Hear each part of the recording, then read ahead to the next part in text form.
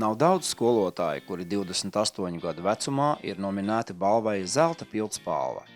Viņa stundas līdzinās teātra izrādei, kur skolotājs ir galvenais režisors un aktieris, atomu, molekulu un elektronu pavēlnieks, skolotājs Pāvels Pestovs. Viņa darba vieta ir Rīgas 72. vidusskola, kur gluži nesen mācījies arī pats un jau studiju laikā uzsācis strādāt par ķīmijas skolotāju, un vēl ar vienu ir viens no jaunākajiem pedagogiem skolā. Ir pagājis tas laiks, kad skolotājiem gribējās, lai visi skolēni ķīmiju zinātu teicami.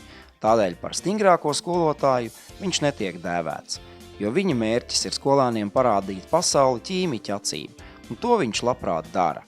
Jo kā gan citādi, ja pats skolotājs savu priekšmetu mīl no visas sirds, un šī aizraušanās ir viena no svarīgākajām lietām viņa dzīvē.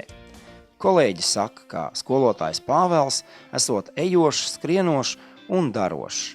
Viņš ir cilvēks ar apbrīnojumu entuziasmu un milzīgām darba spējām, sastopams it visur, kur vien iespējams stāstīt un mācīt par vidi un ķīmiju.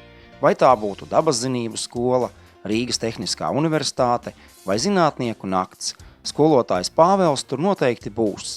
Vienmēr gatavs kādam parādīt šo diezgan sarežģīto zinātņu burvību.